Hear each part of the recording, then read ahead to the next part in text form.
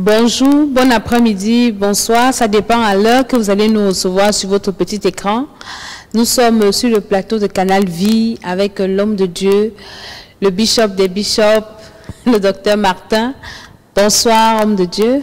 Bonsoir à tous, bonsoir à nos téléspectateurs, bonsoir à nos téléspectatrices, et bonsoir aussi à nos techniciens qui travaillent d'arrache-pied pour mettre cette émission sur pied. Que Dieu vous bénisse et qu'il vous donne une intelligence super. Amen. Ce soir, ce matin, cet après-midi, nous allons passer au témoignage de l'homme de Dieu et je voudrais vous présenter déjà son livre, le livre Elle raconte, qui est là depuis, qui est sorti.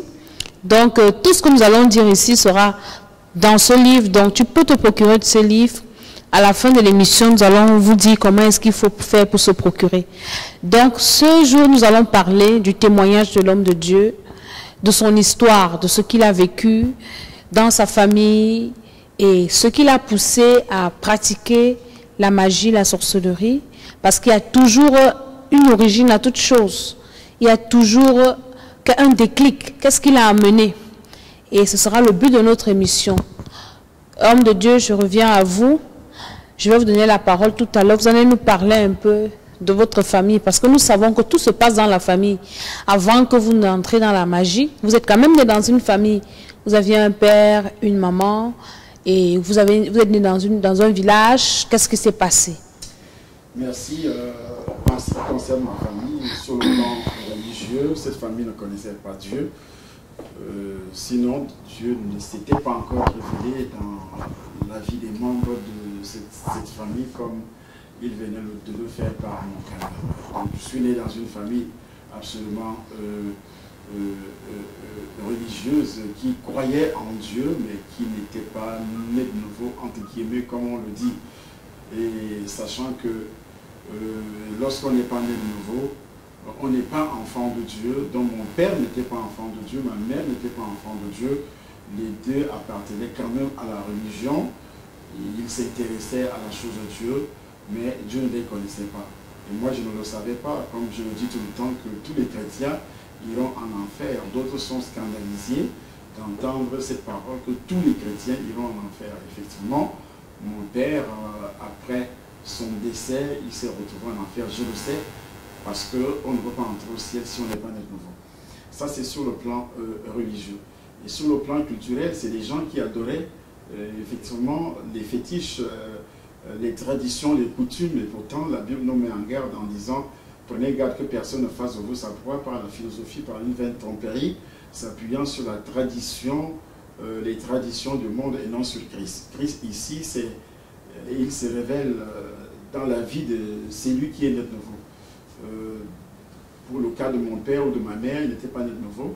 Alors leur problème, quand il fallait résoudre les problèmes, que ce soit les problèmes de santé, que ce soit les problèmes d'amour, les problèmes de sentiments, la mère allait chez les féticheurs, le père aussi, même chose pour résoudre les problèmes de protection, parce que nous savons que Dieu protège, mais pour résoudre les problèmes de protection envers les attaques qu'il subissait, que la famille subissait par rapport à la sorcellerie qui sévissait dans la famille, mais ils étaient obligés d'aller voir les féticheurs, la tradition, les coutumes. Donc, et aussi dans un autre cadre, le cadre social qui était un cadre vraiment dépravé. Pourquoi? Parce que mon père avait trois femmes. Je peux dire qu'il avait trois femmes parce que la troisième avait perdu la vie pendant que mon père exerçait encore ses fonctions à la Régie nationale des chemins de fer du Cameroun, puisqu'il était un responsable dans cette société. Et il est resté avec ses deux femmes. Avec ces deux femmes-là, il va donc se retrouver au moment de la retraite dans son village natal avec ses enfants. Moi, je suis né à l'époque, au moment où il était déjà retraité. Donc, je n'ai pas vraiment vécu l'apothéose du matériel, l'argent, tout ce qu'il avait auparavant. Moi, je suis né au moment où la galère commençait déjà à pénétrer dans la famille. Ainsi donc, de l'autre côté aussi, parce que ça c'est le cadre social, il a eu beaucoup d'enfants. Ma mère a eu beaucoup d'enfants également, plus d'une dizaine d'enfants, mais les sorciers ont tué, détruit, sacrifié plusieurs de ses enfants. Et ma mère est restée avec 3 enfants, et la première femme aussi avec 2 enfants, donc ce qui fait environ 5 enfants dans la famille. Cette famille qui était considérée comme une grande famille, elle fut absolument détruite par le système de la sorcellerie établi, ce que nous appelons la sorcellerie familiale. Et c'est cette histoire, quand j'ai vu mon père qui souffrait des assauts de la sorcellerie, il avait perdu déjà ses yeux, il a perdu la santé, il avait toujours les maux de tête. On disait qu'il y avait, on avait lancé les pointes dans les clous, les pointes au niveau de sa tête, et parfois les féticheurs faisaient semblant de retirer ces pointes par le canal de ses narines. Il faisait l'hypnose tout simplement. Moi je savais que c'était faux, mais dans le système de la sorcellerie, les gens disaient que on avait lancé ce qu'ils appelaient traditionnellement le fusil nocturne, dans les bombes nocturnes, qui sont une bombe qui s'est explosée et qui avait des pointes, des balles dans sa tête, et les sorciers, les féticheurs surtout, nous faisaient comprendre, ou bien ils le démontraient par leurs actes en retirant les pointes qui sortaient de ses narines. Et parce que mon père avait constamment les maux de tête, tout le temps des maux de tête, et ma mère aussi, qui a été victime de cette sorcellerie, de ce système de sorcellerie établi dans la famille, où elle fut donc détruite par mon oncle, qui était le petit frère de mon père, et qui voulait avoir des rapports sexuels avec cette femme. Et comme ma mère avait refusé, il avait pris la décision de la détruire. Il a commencé à avoir des rapports sexuels avec cette femme qui était ma mère par le canal des rêves.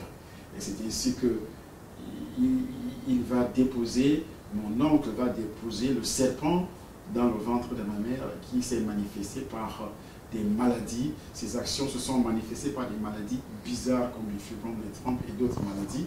Le ver de femme, ça revenait tout autour. Et ma mère voyait continuellement, chaque nuit, un homme qui avait des rapports sexuels avec elle. Et c'est comme ça qu'elle a été effectivement détruite. Là, vous avez, vous avez anticipé. J'aimerais un peu que vous me parlez du père de votre père, votre grand-père. Parce que quand nous parcourons le livre, parce que moi j'ai déjà lu à plusieurs reprises, pour ceux qui nous regardent, il a dit que quand votre père était parti du village, il avait commis un crime. Vous allez nous expliquer de quoi il s'agit. Et le grand-père avait prononcé des paroles de malédiction.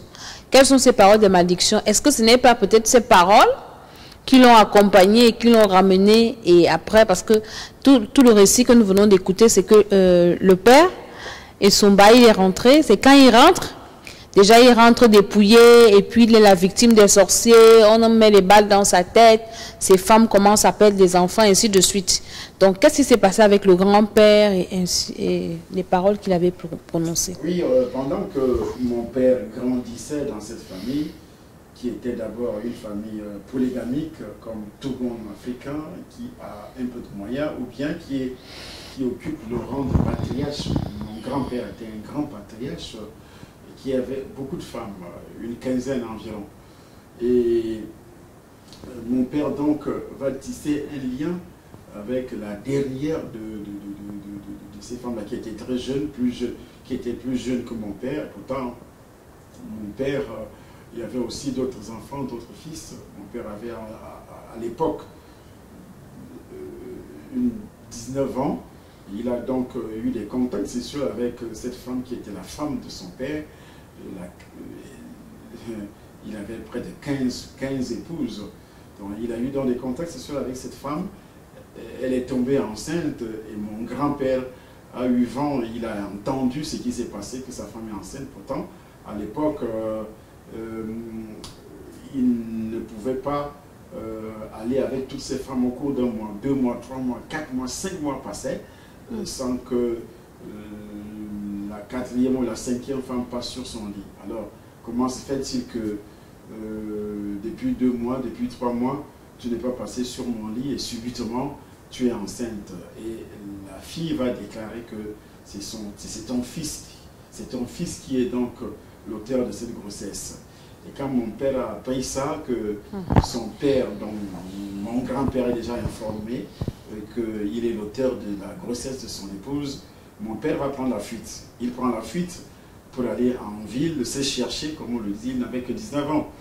Il va donc en ville se chercher, et mon grand-père, qui par derrière, en tant que son fils a pris la fuite, il va prononcer une parole de malédiction parce que la famille avait été convoquée.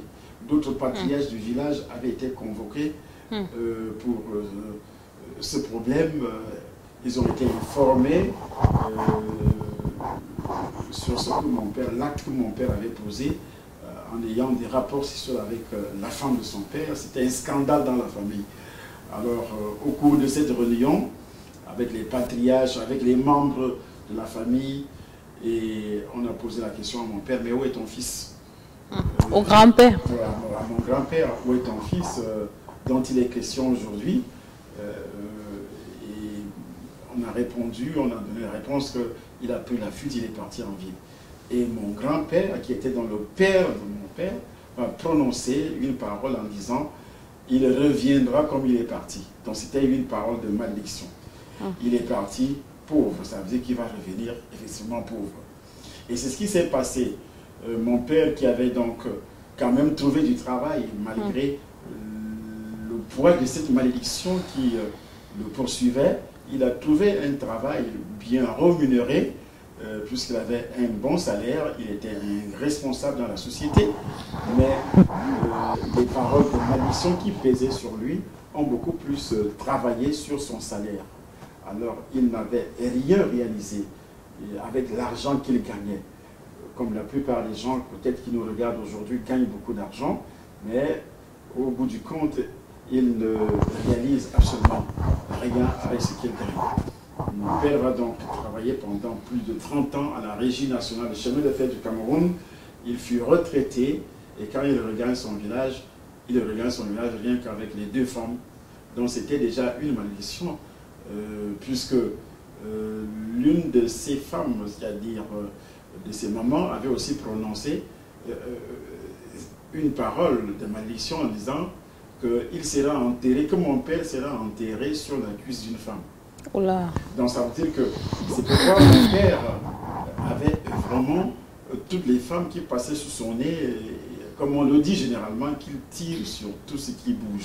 Qui avait prononcé la deuxième parole de malédiction? C'était l'une des femmes, donc de mon grand-père. Donc une de ses mamans. Une de ses mamans qui avait prononcé cette parole. Tout le monde était fâché, Ah, oui. tout le monde était énervé sur ce qu'il avait fait, l'acte qu'il avait posé.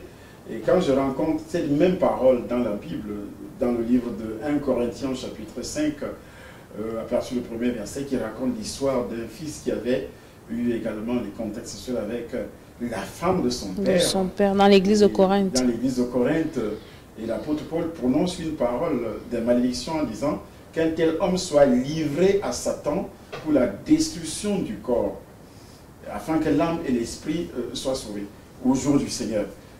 Pour la destruction du corps, ça veut dire que les maladies, les choses semblables, le corps n'a pas que le côté biologique. Il y a aussi les bénédictions matérielles, l'argent, la prospérité financière et autres. Ce que la Bible appelle les fruits de la chair en général.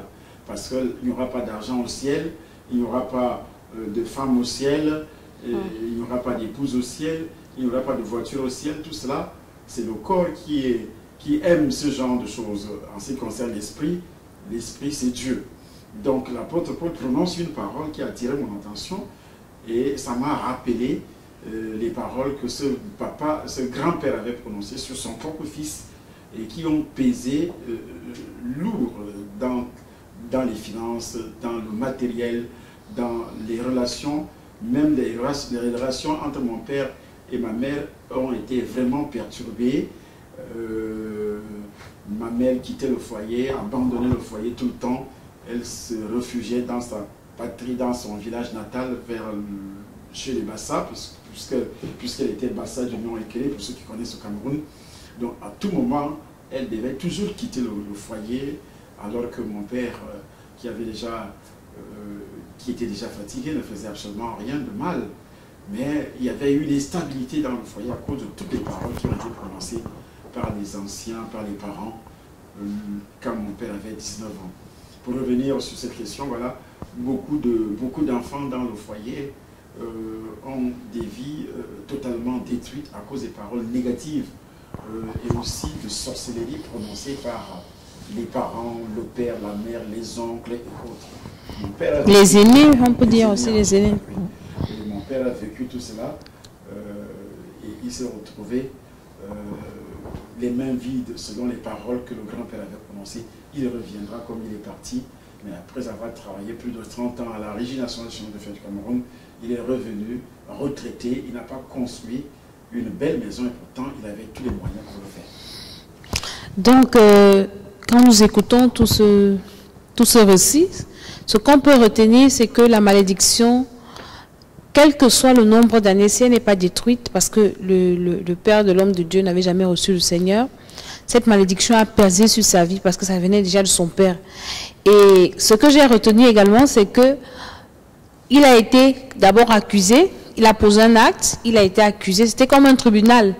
On a réuni les ancêtres et tout ça, les patriarches. Ça veut dire qu'il n'y a pas que le père qui l'avait maudit. Donc chacun disait une parole, une parole, une parole. Et c'est dans l'ensemble de ces malédictions qui l'ont poursuivi. Oui. Puisqu'il y a une dame, l'une de ses mamans, qui avait prononcé cette parole, qu'il sera enterré dans le custe d'une femme. Ça veut dire qu'il était condamné à ne pas être stable. À ne pas être stable sentimentalement dans son foyer. Donc il devait toujours... Il était condamné à être coureur de jupons. Il devait toucher toute femme qui passait sous son nez. Et c'est comme ça aussi qu'il avait gaspillé son argent de gauche à droite. Et en même temps, ça a déstabilisé son foyer, que ce soit la première femme, que ce soit la deuxième femme. Et je pense que ça aussi, c'est un lien qui existe dans la famille en général. Parce que tous les enfants qui sont nés issus de ce sang ont porté également ces malédictions. Et comme il n'avait jamais reçu le Seigneur, il n'avait jamais reçu le Seigneur. Malheureusement. Bien qu'en allant à l'église. Oui, il allait à l'église, il était catholique, il priait, il avait son chapelet. Dans les moments de sa vieillesse, les derniers jours de sa vieillesse, les dernières années de sa vieillesse, il était vraiment persévérant dans l'église. Il m'amenait à l'église tout le temps étant petit. J'avais posé tous les rites traditionnels de cette église, c'est-à-dire le baptême, la première communion et le reste. Je voyais mon père prier tout le temps. Il allait à l'église, il donnait tout ce qui était nécessaire, mais les sorciers ont finalement eu le dessus sur lui parce qu'il n'était pas habité par le Saint-Esprit, donc il n'était pas né de nouveau. Ma mère aussi a été victime des mêmes pratiques quand je parle de mon oncle qui avait envoûté.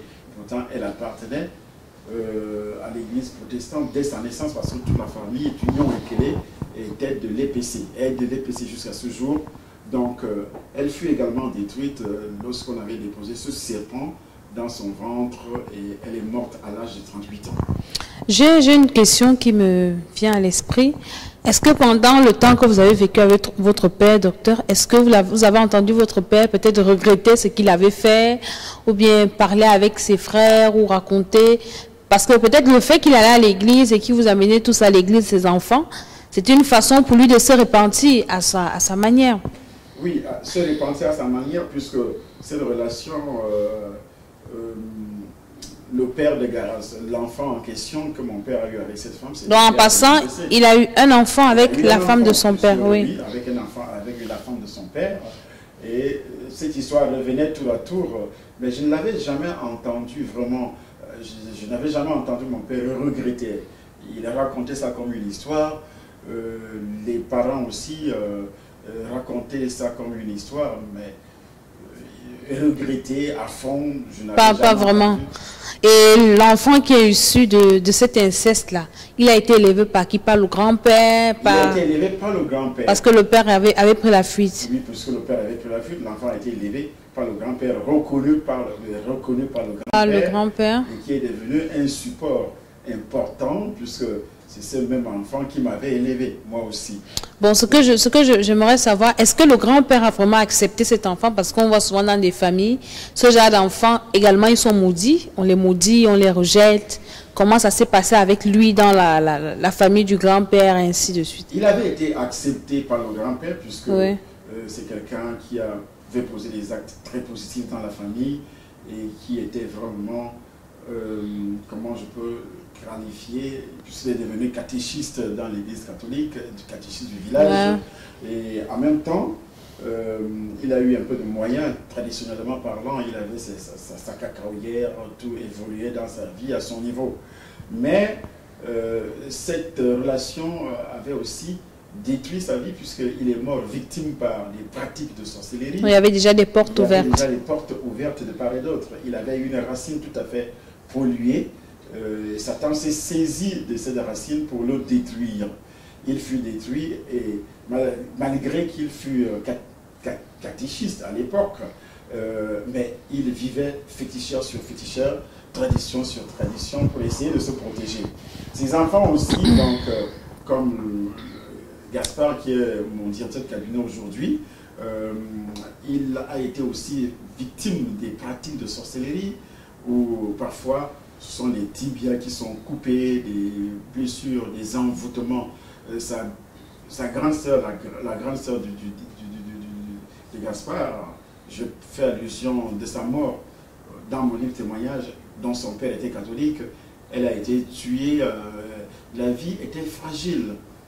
Les gens mouraient dans la famille d'une manière précoce et il y avait des actes de sorcellerie. La sorcellerie évoluait vraiment dans ce pays, y compris la malédiction.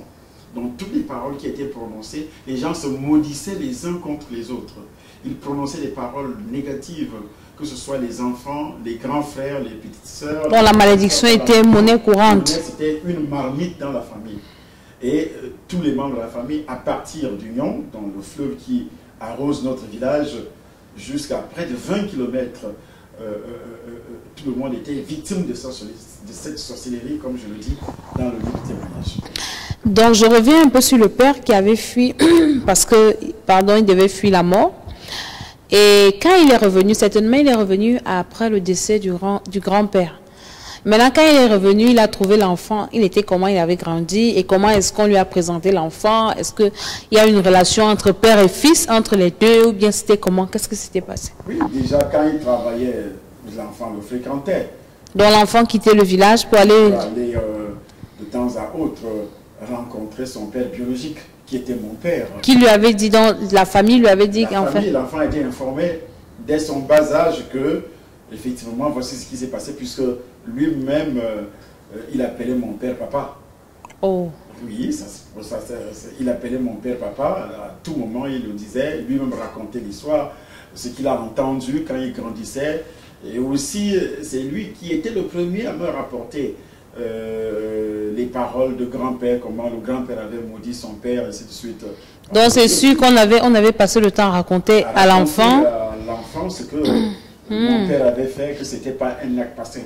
C'était vraiment... On sentait quand les anciens parlaient de ça dans le village, c'était un acte horrible. Un scandale. Le sentiment, c'était vraiment un scandale, ce que mon père ne devait pas faire. Alors, ça a presque détruit, et c'était un lien aussi, parce que bien après, leurs enfants, les enfants de nos parents, que ce soit les frères de mon père, mes oncles, les enfants aussi ont reproduit la même copie. Oh, ils allaient aussi avec les femmes de leur père. Avec les femmes de leurs frères, avec les femmes de leur père, de leurs oncles. C'était vraiment la même copie, la même photocopie qui a été reproduite dans la famille. Et le diable s'est saisi de ça pour détruire la famille. Dès que tu arrives au village, dans notre famille, avec ton épouse, les premières personnes qui font la cour à ta femme, ce sont les oncles, ce sont les frères, les cousins et autres. Donc c'était des actes de sorcellerie. Et dans beaucoup de familles, des actes comme ça se passent où les frères font la cour, les petits frères, les neveux, les grands frères, les cousins font la cour à votre épouse. Si ça arrive fréquemment dans votre famille, dans votre vie, il faut comprendre que vous êtes victime de la sorcellerie. Victime de la sorcellerie. Victime de la sorcellerie familiale. Et c'est par là que l'on place effectivement les démons les esprits pour détruire surtout l'époux, parce que c'est l'époux qui est la première victime lorsque dans la famille on réussit à coucher avec votre épouse, c'est-à-dire ils vont placer un esprit qui va vous détruire lorsque vous allez venir de nouveau pour avoir des rapprochements avec votre épouse. Le sorcier qui le fait avec votre épouse va placer un esprit et c'est cet esprit qui va vous détruire. Vraiment, c'est un témoignage choc. Parce qu'on va bientôt conclure. J'aimerais un peu que l'homme de Dieu maintenant, sur la base de son témoignage, qui s'adresse un peu aux gens qui nous écoutent. Peut-être il y a des gens qui vivent ça dans leur famille. Aujourd'hui, ils ont des problèmes, on ne sait pas d'où ça vient. Peut-être les ancêtres ont commencé sur la base de l'inceste et c'est une malédiction vraiment générationnelle très forte qui affecte les vies des enfants. Merci, vous savez, il y a un problème aujourd'hui.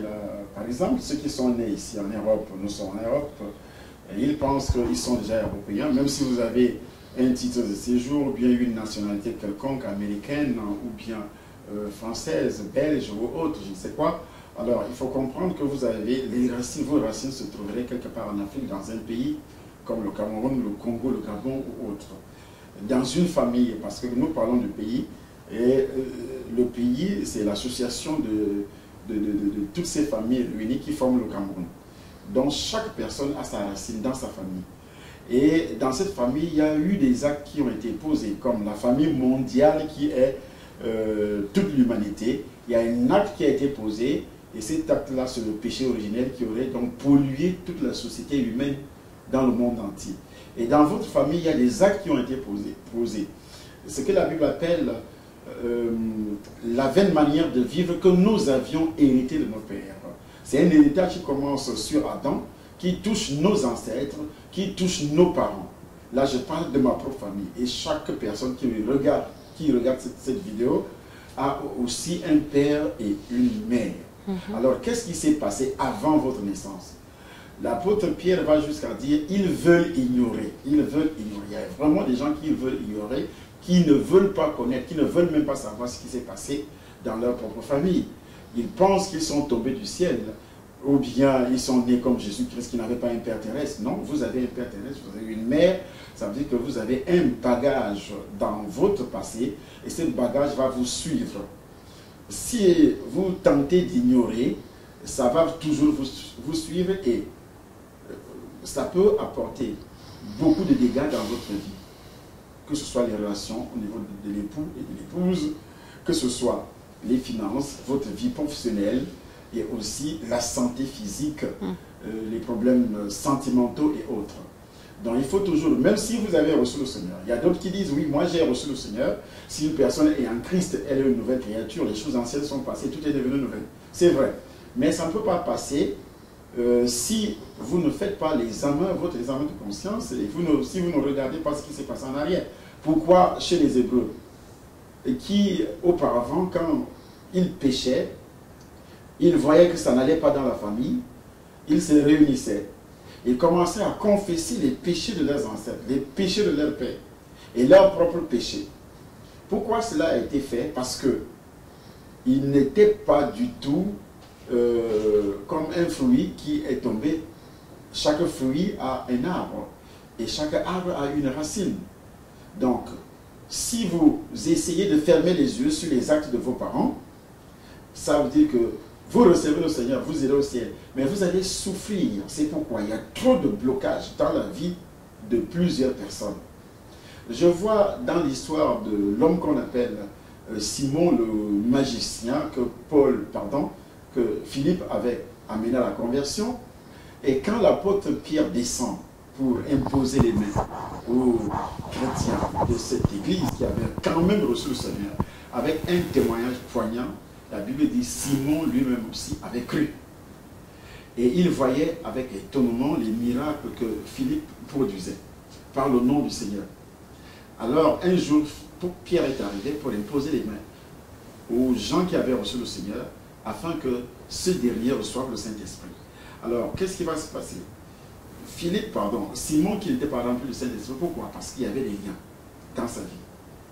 Il proposa donc de l'argent à l'apôtre Pierre en disant, prenez cet argent Et donnez-moi ce pouvoir afin que c'est lui à qui j'imposerai les mains, que cette personne reçoive le Saint-Esprit.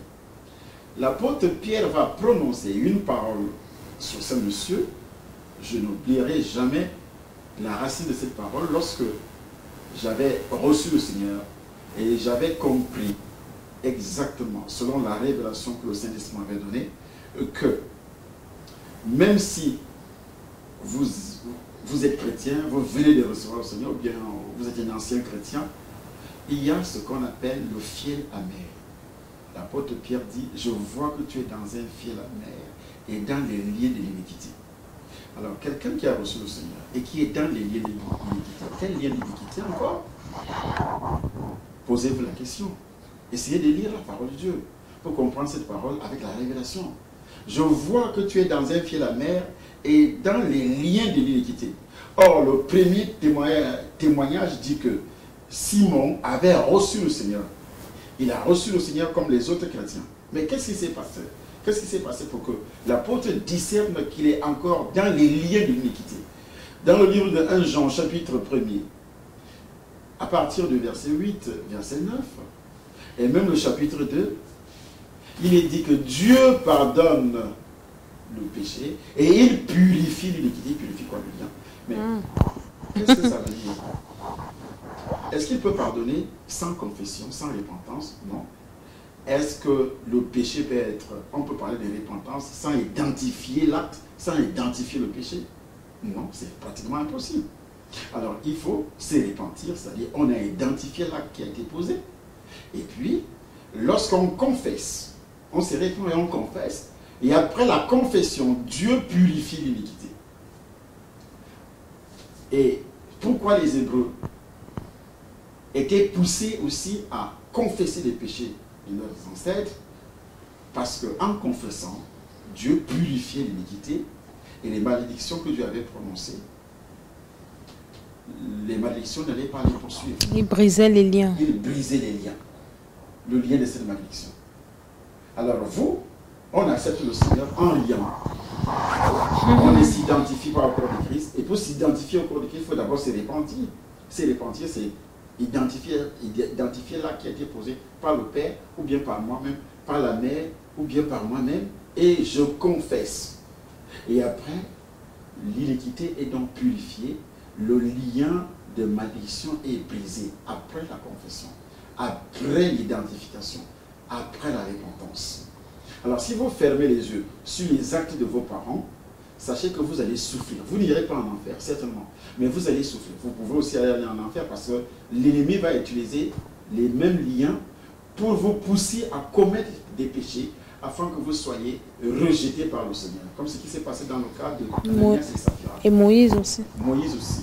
Vous voyez, Moïse n'est pas entré sur la terre promise à cause de ces choses. Parce que quand on lit le livre de Genèse chapitre 47, on comprend que Moïse est né dans une famille où les gens étaient remplis de colère. Et les liens héréditaires de ces gens, c'est qu'ils tuaient quand ils étaient en colère. Ils étaient méchants. Et quand Moïse commence aussi à fonctionner, à travailler, à avoir des relations, une relation particulière avec Dieu, il n'a pas été délivré de cette colère. La Bible dit, au premier abord, lorsqu'il a rencontré un Égyptien qui menaçait, qui détruisait les Hébreux, il a tué l'Égyptien comme son ancêtre Lévi. Il a tué l'Égyptien. À chaque fois que Moïse, les Hébreux poussaient Moïse à entrer dans une colère, il posait des actes et Moïse entrait dans une colère extrême. Extrême, dit la Bible. Dans le livre de Nombres, chapitre 20, ils ont murmuré contre Moïse et Aaron. Et qu'est-ce qui s'est passé? Dieu dit à Moïse, tu frapperas le rocher, et le rocher donnera de l'eau.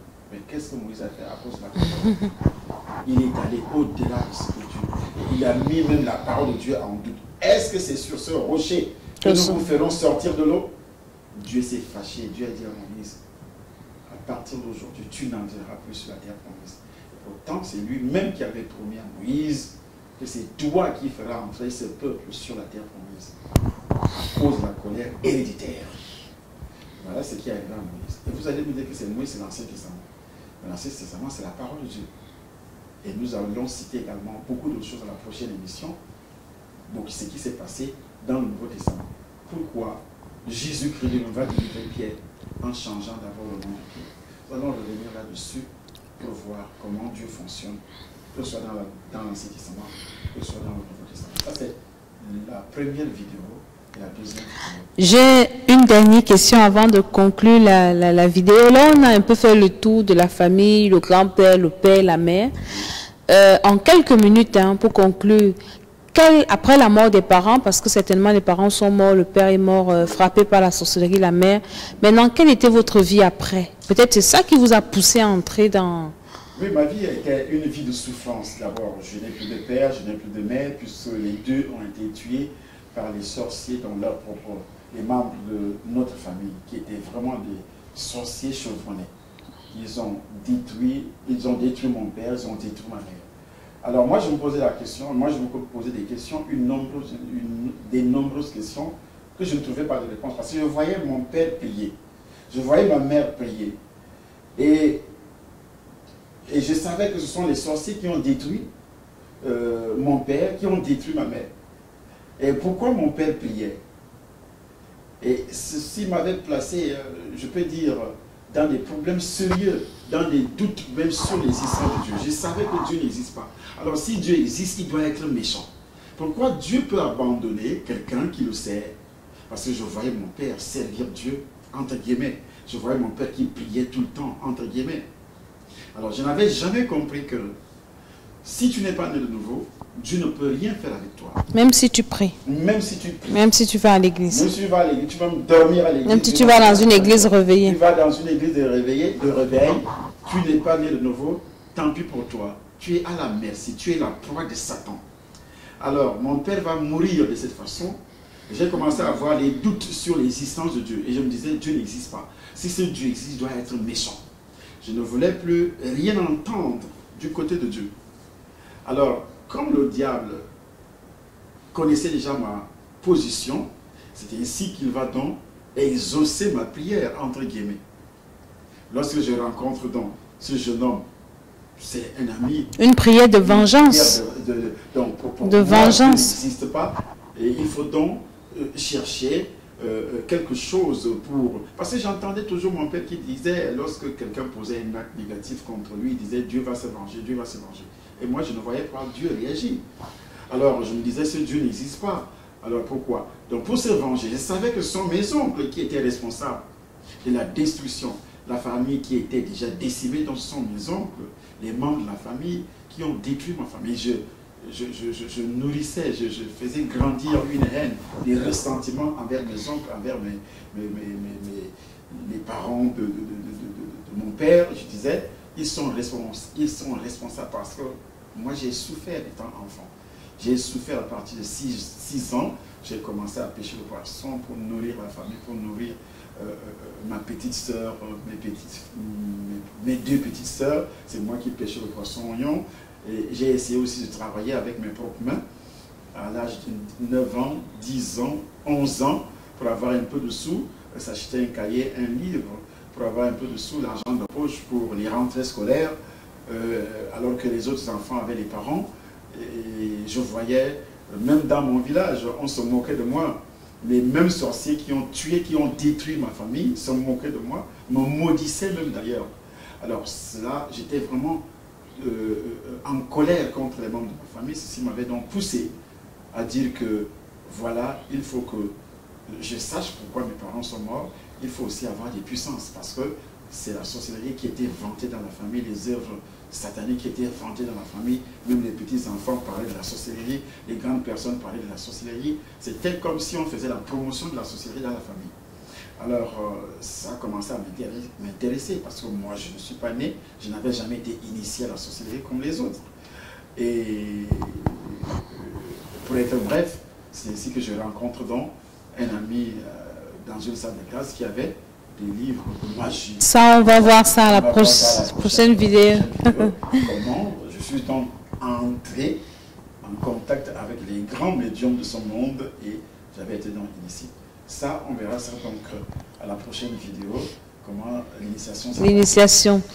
Nous vous disons merci de nous avoir suivis. C'est un témoignage très intéressant. Vraiment, restez scotché sur cette chaîne parce que vous allez entendre des choses. Et pendant que vous entendez, je sais que le Saint-Esprit va toucher quelqu'un qui est dans la même situation, qui a les mêmes liens. Et nous avons déjà reçu des témoignages comme ça, des gens, pendant qu'ils suivent l'homme de Dieu, ils commencent à vomir, ils reçoivent des délivrances, même au travers de leur petit écran. Donc, pour nous rencontrer, pour rencontrer l'homme de Dieu... On va se faire une petite prière pour ceux qui ont écouté. D'accord.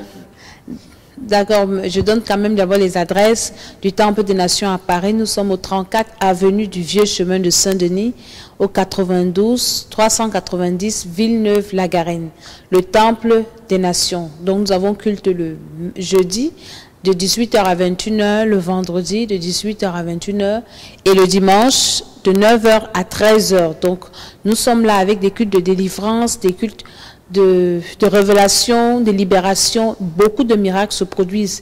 Et ce qui est plus important, c'est la parole de Dieu qui est prêchée, la connaissance que tu reçois. Au Cameroun également, nous avons un temple en vente Tropicana. Nous allons vous donner l'adresse dans les prochaines éditions. Nous avons notre site www.vimdv.org où nous avons une radio en ligne et une télé également. Donc vous cliquez sur radio, vous allez écouter toutes les émissions spirituelles, beaucoup d'émissions de délivrance, des prédications et également sur la télé. Donc partagez, évangélisez, parce que si vous ne savez pas quoi dire à quelqu'un pour l'évangéliser, donnez-lui seulement le lien du site et vous aurez sauvé une âme. Donc, je vais remettre la parole à l'homme de Dieu qui va prier pour ceux qui ont écouté et qui va conclure l'émission. Soyez bénis. Je sais que parmi vous, ceux qui ont écouté, ceux qui vont continuer à écouter, il y a beaucoup de liens dans votre vie parce que vous êtes né à peut-être dans une famille où on pratique ce genre de choses, ou bien c'est une famille religieuse qui n'est pas du tout née de nouveau. Les gens ne sont pas du tout nés de nouveau, même si vous êtes né de nouveau, vous êtes né dans une famille où le père est né de nouveau, la mère est née de nouveau. Il y a des choses parfois que les gens ignorent, que les parents ne connaissaient pas. La Bible dit, le peuple périt faute de connaissance. Je vais prier.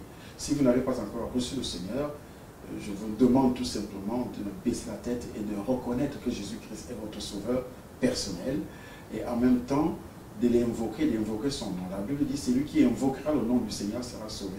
Si vous invoquez le nom du Seigneur, vous serez sauvé de quoi? Du péché originel. Vous êtes né avec le péché originel dans votre corps, dans votre vie. Et il faudrait que vous puissiez reconnaître que ce péché est logé dans votre sang.